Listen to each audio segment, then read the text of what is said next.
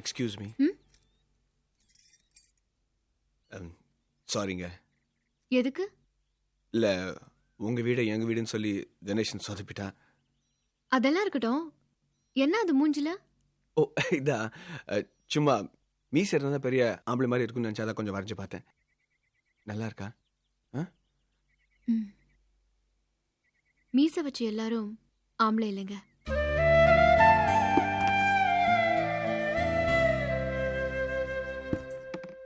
Hello, இல்ல இங்கெல்லாம் மீசை இருந்தா தானே பிடிக்கும். அதெல்லாம் அப்போ.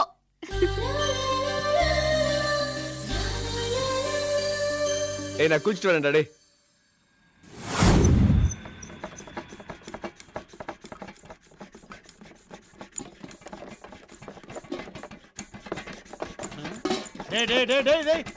இங்க அடிக்கிற இதே அடியே தெருமுனையில இருக்கிற சைக்கிள் கடையில காத்தடிச்சேன்னு வையி 50-60 ரூபா சம்பாதிக்கலாம். நீ சொல்லுடா டேய். இந்த பழைய ஸ்டவ் வச்சு நான் பண்ற பாடம் என்னால தாங்க முடியல. இந்த ஸ்டவ் சனியை பிடிச்ச ஸ்டவ் பின். டேய் முகமது, ஸ்டவ் பின் தாடா. ஞாயிற்றுக்கிழமை சமைச்சு போடலான்னு பார்த்தா டேய் ஸ்டவ் பின் தாடா. எப்படிடா சமைக்குது? டேய் ஸ்டவ் பின் தாடா. என்ன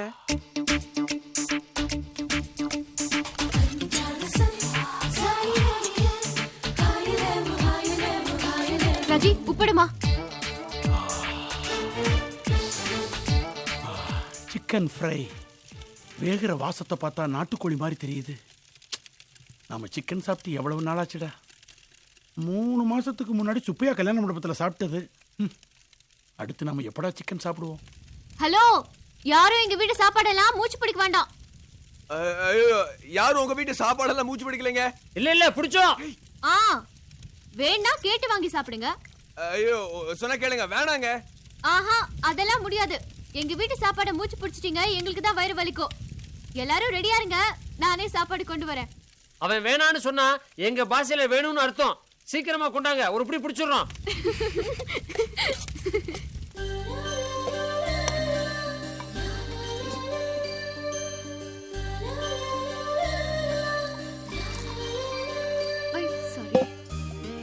வசந்தா, ஒரு விஷயத்தை கவனிச்சியா? கோழி கூவித்தா பொழுது விடியது. ஆனா இங்க கோழி குதிச்சு குழம்பாயிருச்சு.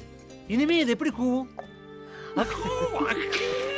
கூச்சப்படாம சாப்பிடுங்க. ஏதாவது வேணும்னா கேளுங்க. சாப்பாடு விஷயத்துல கூச்சம் வெக்கம் எதுவும் எங்களுக்கு கிடையாதுங்க. தண்ணி குடிங்க. சாம்பாரை ஊத்துங்க, அதே குடிச்சிடறேன்.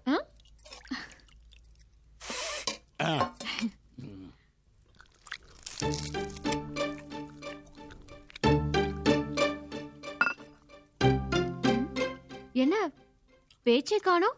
சாப்பாடு பிடிக்கலையா? நிமிர்ந்து கூட பார்க்க மாட்டேங்கிறீங்க. அச்சச்சோ, காரம் அதிகமாயிடுச்சா? தண்ணி குடுறி. இல்லைங்க, காரெல்லாம் சரியா இருக்குங்க. அப்புறம் நாங்க எவ்வளவு இடத்துல சாப்பிட்டுருக்கோம். அங்கெல்லாம் வேற மட்டும் தான் நிறைஞ்சது. இன்னைக்கு மனசு நிறைஞ்சிருச்சுங்க. இல்ல நான் என்ன சொல்ல வந்தேன்னா, தினம் இந்த மாதிரி சாப்பாடு கிடைக்காதுன்னு சொல்ல வந்தேன். ஏன் கிடைக்காது? கிடைக்கும். வேணும்னா கேளுங்க, சமைச்சு தரேன்.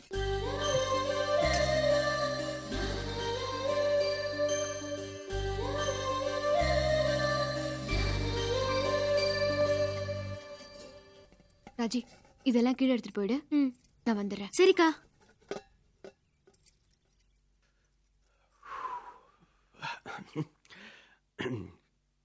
சாப்பாடு ரொம்ப நல்லா இருந்துச்சுங்க.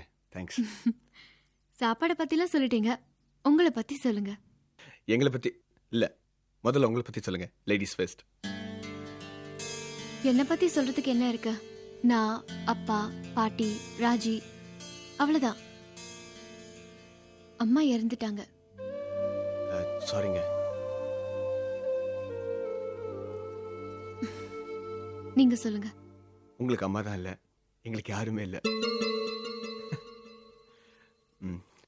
பிறந்தப்பவே சர்ச்சில் போட்டு போயிட்டாங்க. வளர்ந்ததெல்லாம் சர்ச்சில் தாங்க. சின்ன வயசுலேருந்து எல்லாமே இயேசுவின் பாடி பாடி பாட்டே பொழப்பா போச்சு. அது விட்டா வேற தொழில் வேற தெரியாது. பொண்ணு கிட்ட வயசையும் ஆம்பளை கிட்ட வருமானத்தையும் கேட்க கூடாதுன்னு சொல்லுவாங்க. இருந்தாலும் கேக்குறேன், ஒரு ப்ரோக்ராம்க்கு எவ்வளவு பணம் வாங்குறீங்க?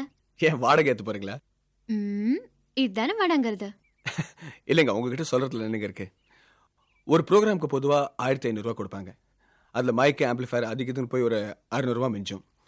மாசத்துல 3 ப்ரோக்ராம்னா மொத்தமா 1500 ரூபாயிலிருந்து ஒரு 2000 ரூபாய் கிடைக்கும். அதுல நாங்க 4 பேர் சமாளிக்கணும். அதுல வீட்டு வாடகை வேற 500 ரூபா. அதுக்காக ஃப்ரீயாவா வீட்டு கொடுக்க முடியும்? இல்ல, நீங்க கேட்டதுனால சொன்னேன், அவ்வளவுதான். உங்களுக்கு எல்லாம் 5000 10,000 கொடுக்க மாட்டாங்களா? அதெல்லாம் பெரிய ஆளுங்களுக்கு தான் கொடுப்பாங்க. நீங்க ஏன் பெரிய ஆளாக கூடாது? எனக்கு எப்படி கேக்குறீங்க? ஒன்னு சொல்றேன், கவனமா கேளுங்க. என்ன? வாழ்க்கையில யார் அதிகமா சம்பாதிக்கிறாங்க தெரியுமா? யாரு? பாப்புலாரிட்டி உள்ளவங்க தான். முதல்ல புகழ தேடிக்கோங்க, பணம் தானா வரும்.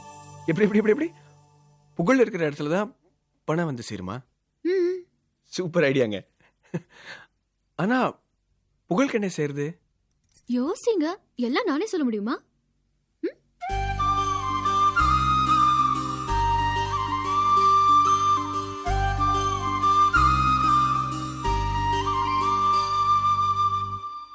வணக்கம், வந்தனம், சுஸ்வாகதம். Welcome to Prince Jewellery silver jubilee சப்த ஸ்வரங்கள். ரசிகர்களே, இன்றைக்கு பிரின்ஸ் ஜுவல்லரி வழங்கும் சில்வர் ஜூப்ளி சப்த ஸ்வரங்கள். இன்றைய நிகழ்ச்சியில் சிறப்பு விருந்தினராக கலந்து கொண்டு கலக்க வருகின்றார் பிரபல இசையமைப்பாளர் S.A. ராஜ்குமார். முதல் சுற்றில் முதலாவதாக பாட வருகின்றார் ஜேம்ஸ் வசந்த். ஹலோ வசந்த். வணக்கம் சார். ஸ்மார்ட்டா இருக்கீங்க. உங்க இசை குரு யாரு? கடவுள் சார். கடவுளா? என்ன சொல்றீங்க? ஆமாங்க, சின்ன வயசுல இருந்தே சர்ச்சில் எல்லாம் இயேசுவின் பாடி தான் மியூசிக்கை கற்றுக்கிட்டேன். மற்றபடி ஒரு குருக்கு பணம் கொடுத்து சங்கீதம் கற்றுக்கிற அளவுக்கு நமக்கு வசதி இல்லைங்க. ஏன்னா நாங்கள் கடவுளோட குழந்தைங்க. James, I'm sorry I see. Okay, பரவாயில்ல. திறமையை பார்ப்போமா? திரையை பார்த்து பாடும் போட்டி பாருங்க.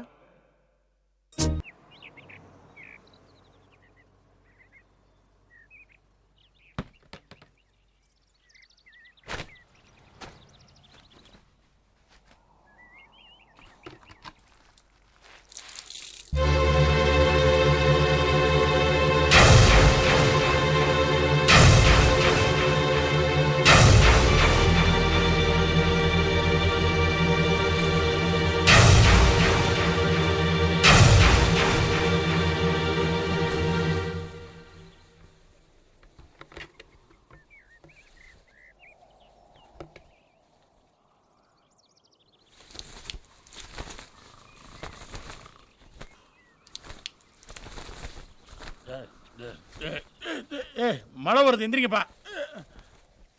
தண்ணி அங்கிருந்து தெரியுதா? ஏய் எந்திரா டேய். இங்க பாருங்கப்பா, வரைஞ்ச அந்த பொண்ணு படத்தை அப்படியே வச்சிருக்கான். டேய், யாராவது பார்த்தா என்ன ஆகும்? எந்திரி. சாரி, லட்சுமி ஆஃபீஸ் போகிறதுக்கு முன்னாடி இந்த விஷயத்த சொல்லணும்.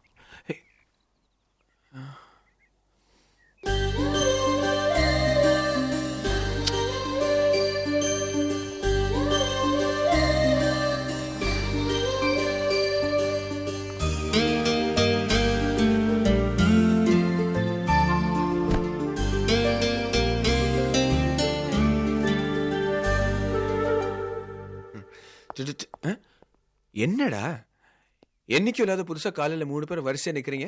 வா, வரேன். டைட்டானிக் ஹீரோ மாதிரி இருக்கு. First class. Thank you. Go. Please come டா. Coming. கணேசன் சொன்னா சரியா இருக்காது. இப்ப போ. நீ மட்டும் பேசுறாத. அவள்கிட்ட சொல்ற விஷயத்தெல்லாம் உங்ககிட்ட சொல்லுவேன். ஓகேயா? வேண்டா. பாய்டா. நான் எப்பரா இருக்கேன்? கேவலமா இருக்க.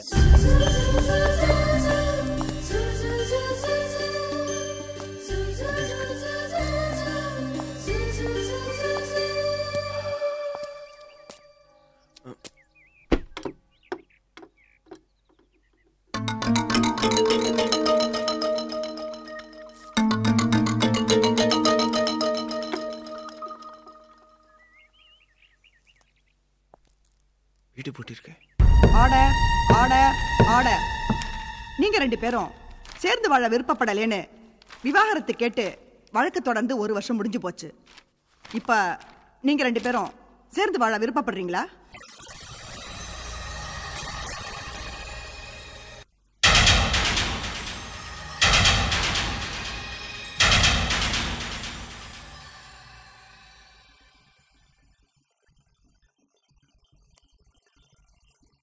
இல்ல. இல்ல.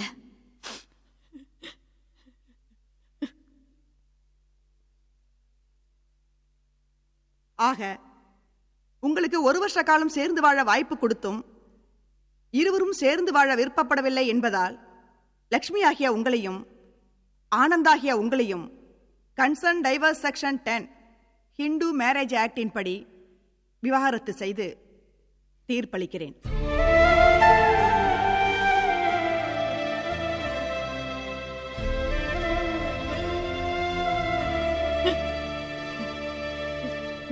மேலும் லக்ஷ்மி ஆகிய இந்த பெண் எந்தவித உதவியும் வேண்டாம் என்று கூறிவிட்டதால் கணவர் தரப்பிலிருந்து ஜீவனாம்சமாக எதுவும் தர வேண்டாம் என்றும் கூறி தீர்ப்பளிக்கிறேன். இந்த லெட்ஜர்ல 2 பேரும் கைத்து போடுங்க.